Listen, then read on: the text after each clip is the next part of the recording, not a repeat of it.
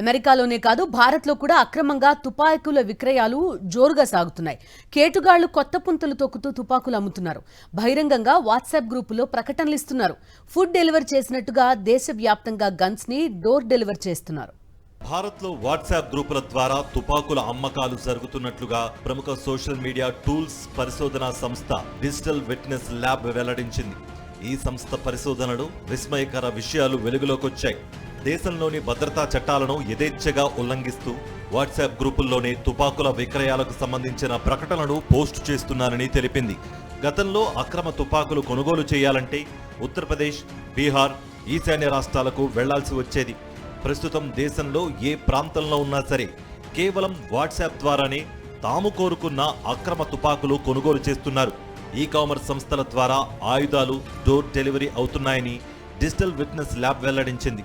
ఉత్తరప్రదేశ్, బీహార్ రాష్ట్రాల కేంద్రంగా దేశవ్యాప్తంగా అక్రమ తుపాకుల వ్యాపారం జోరుగా సాగుతోంది. అక్రమ ఆయుధాల వ్యాపారులు వాట్సాప్ గ్రూపులు ఏర్పాటు చేసి మరీ తుపాకులు అమ్ముతున్నారు.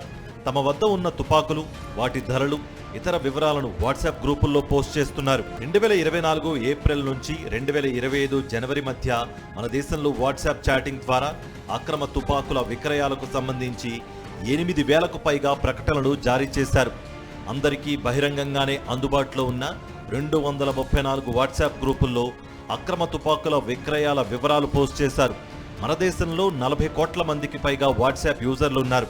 దాంతో వ్యాపార, పారిశ్రామిక సంస్థలు వాట్సాప్ను తమ వ్యాపార విస్తరణకు వేదికగా చేసుకుంటున్నాయి. అక్రమ ఆయుధాల వ్యాపారులు కూడా అదే రీతిలో వాట్సాప్ ద్వారానే తమ కార్యకలాపాలు సాగిస్తున్నారు. అక్రమ ఆయుధాల ప్రకటనలు జారీ చేస్తున్న ముఠాల వాట్సాప్ ప్రొఫైల్స్ను డిజిటల్ విట్నెస్ ల్యాబ్ విశ్లేషించింది. ఆ ముఠాలన్నీ బిజినెస్ ఖాతాల ద్వారానే తమ కార్యకలాపాలు సాగిస్తున్నాయి. కస్టమర్ ఆపరేషన్స్ నిర్వహించేందుకు ఆ ఖాతాలన్నీ అదనపు ఫీచర్లు కలిగి ఉన్నాయని కూడా గుర్తించింది. కోడ్ భాషలో అక్రమ ఆయుధాలను విక్రయిస్తున్నారని పేర్కొంది. సోషల్ మీడియా వేదికల ద్వారా ఆయుధాల వ్యాపారం భారత్లో నిషిద్ధం. కానీ ఈ విషయాన్ని మెటా సంస్థ పెద్దగా పట్టించుకోవడం లేదని నిపుణులు చెబుతున్నారు. మెటా సంస్థే నిర్వహిస్తున్న ఫేస్బుక్, ఇన్స్టాగ్రామ్ ద్వారా అక్రమ ఆయుధాల అమ్మకాలు ప్రకటనలు జారీ చేసిన ఓ ముఠాను 2023లో ఉత్తరప్రదేశ్ పోలీసులు అరెస్ట్ చేశారు. ఆ తర్వాత కూడా మెటా సంస్థ సరైన నియంత్రణ చర్యలు చేపట్టలేదు. 2022-24లో అమెరికా, యూరోపియన్ యూనియన్ దేశాల్లో అక్రమ ఆయుధాల విక్రయాల ప్రకటనలను మెటా సంస్థ ఆమోదించడం అప్పట్లోనే తీవ్ర అలజడి సృష్టించింది. ప్రస్తుతం భారత్లోనూ మెటా సంస్థ నిర్వహిస్తున్న వాట్సాప్ ద్వారా పలు ముఠాలు అక్రమ ఆయుధాల ప్రకటనలు జారీ చేస్తుండడం ఆందోళన కలిగిస్తోంది.